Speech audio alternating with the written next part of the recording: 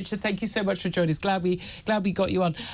Let's talk about where we are in the election. I mean, I have to say, I woke up this morning, I thought, oh God, a few more days to go. I think we can just get through it before the election was. Everyone just wants it all to be over. I think not least the politicians, whether they're winning or losing as they expect. But Starmer's in the news for an interview he did with my colleague Chris Evans over at Virgin, where he's sort of, getting his casual interviews, often where things come out. He says, look, he's gonna continue to clock off as he's always done at 6 p.m. on a Friday to spend Friday night dinner with his family. His wife is Jewish, the kids and her family. This is a very big part of the Jewish faith, the Jewish community. I've got plenty of friends who are Jewish who are not believers, but it's a big part of the of the family tradition. A lot of people are saying, look, this isn't a job where you can clock off at 6 o'clock on a Friday. This is a 24/7 job. Was he wrong to say it? And do you think it's even likely he'll ever be able to clock off at 6 o'clock on a Friday? Well, I think you're right that he probably won't be able to do it every week, and that was acknowledged in his interview. He said, that there would be exceptions. Of course, a prime minister has their private secretary with them pretty much all the time, so he's never actually going to be stopping working. He's just going to be pausing to hang out with his family. And the thing I'm really struck by is the Tories are pushing this story really hard because, yeah, it's kind of cutting through in the sense that it's getting attention. But it seems to me that most people are responding with, he sounds like a nice guy. He prioritises his kids and his family sometimes. Yes, it may not have come out quite as well as they may have thought. I mean, certainly, Labour Party, they were putting out emails last night, pretending to be from not Keir Starmer instead of the Conservatives. I'm out of office. Will reply Monday. Now he's not saying he's clocking off at 6 o'clock on a Friday, coming back at 9 o'clock on Monday morning, but. To be fair, we've had a few people get in touch, but we've asked people to get in touch, 0344 499 1000, but on messages, one saying, Frank says, reassuring if Putin invades at 6:01 p.m. The reality is, if there's an emergency, of course he'll be at work. We know that. I mean, let's not play party politics here. But the reality is, actually, being Prime Minister, I mean, given the state of the country right here, I mean, they're saying they want change, there's an awful lot to get done. Realistically, if you want to have a great work-life balance and spend loads of time with your kids, maybe being Prime Minister ain't the job for you. Well, I think the latter point is true, but of course he's not really talking about having a great work-life balance, is he? He's talking about one evening of the week when, if there's not an emergency, he's going to prioritise his family. Frankly, the rest of the evenings of the week, he's probably not going to see them. And I don't think anyone believes that not seeing your family 7 days a week is healthy. If you see them one evening a week, that sounds pretty good to me. Well, we will see how this works out for him. I think there'll be a lot of people watching what's going on. Of course, we don't see whether he's in the number 11 flat with his family or whether he's in his office in number 10. He also, again, there's more confusion yet again. I do find this extraordinary that he's got himself into such a mess on this, as have lots of front benchers. And I know a lot of people say, OK, cost of living, immigration, the NHS, this stuff matters more. But he's been very clear about what he wants to do on those things. Apparently, we're just going to have growth, and he's going to talk to Macron or Jordan Bardella, and everything's going to be fine. Still in such a huge confusion over trans rights versus women's rights. Yesterday, he said that transgender women, i.e. men, do not have a right to access female-only spaces, even if they have a gender recognition certificate. Asked by J.K. Rowling, do biological males with gender recognition certificates have the right to enter women-only spaces?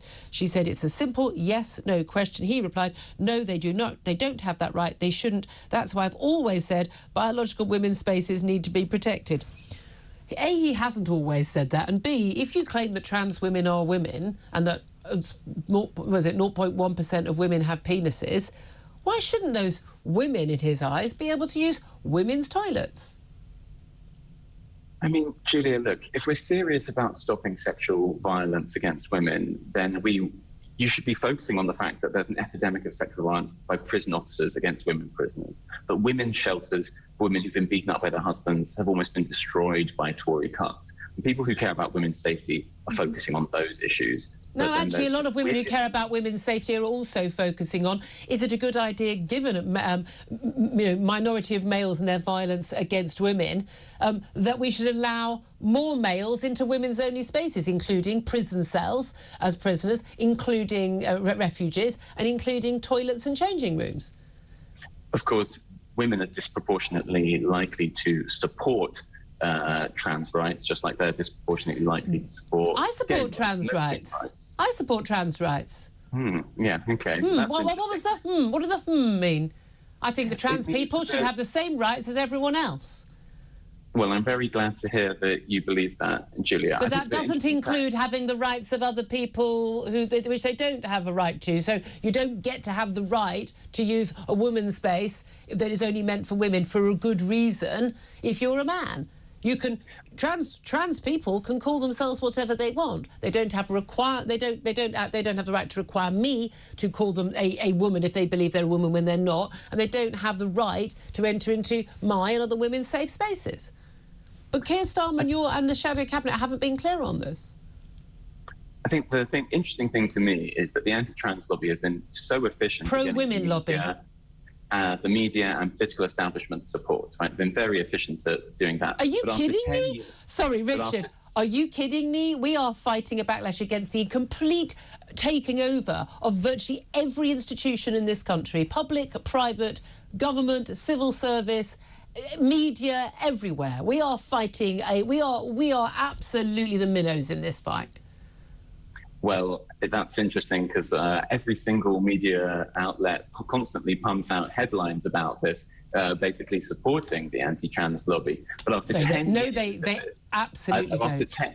After 10 years of this, all the polls show that this remains far, far down the list of the public's political All priorities. the polls show a massive fall in support for the trans ideology that pushes that a trans woman is a woman, because people are waking up going, OK, this is clearly a nonsense. We wanted to be kind, we wanted to be nice, we wanted to be welcoming and everything. But actually, at the end of the day, that has allowed men who are actually predators to exploit those rights which were given to trans people to live a nice, quiet life on their own, and getting on with their own business. No issue with any of that. But now Labour want to make it even easier for a predator to basically wipe his slate clean, live pretending as if he's a woman, that he was born a woman, and gain access to women-only spaces. If a man's got a gender recognition certificate, which he won't have to have an operation or any hormones or do anything at all for, if he gets that under Labour, what would stop him entering a women's only refuge or prison or toilet? He's got a birth certificate saying he's a woman. So most people look at these TV debates about toilets and genitals, and they're like, why are you not talking about my energy bill? Why are you not talking about... You don't talk to many women, then. Women care quite a lot about this. Women, and women are disproportionately likely to support trans rights. The women you speak to, Richard, I hate to tell you, the women you speak to, you know there are many, many women who are very concerned about this issue. And by the way, an awful lot of men as well, largely dads, I've noticed.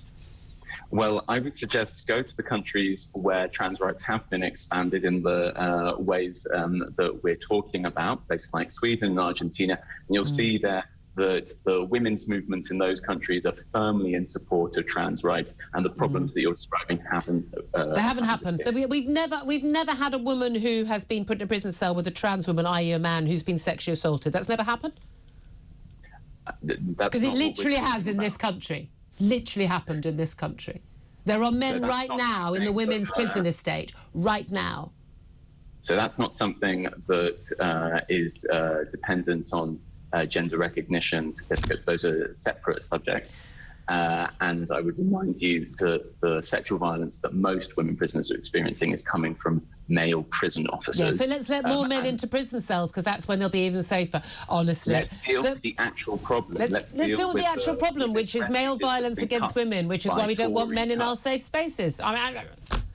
So why aren't you campaigning against the Tory cuts that have got rid of women's refuges, Julia? That's the actual threat against women's safety. I have actually spoken out about that when that was in the news. Absolutely, yeah, absolutely. When it was in the news, but it's still happening. We've got so few women's refuges because of the Tory cuts that, you know, you supported the Conservative Party on and off. No, I haven't.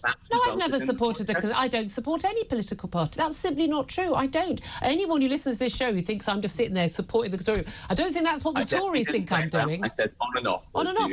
I support policies. I support people who introduce sensible policies. And if the policies aren't sensible, I support.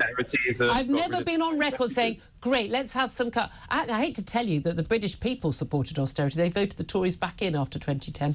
But anyway, I'm going to have to leave it there because we're over time. I would happily let you speak longer. I know we're going to have you join us on 10 p.m. on election night, which I'm absolutely thrilled about. It'd be great to get you in the studio. Thank you so much for joining us, Richard Power-Sayeed.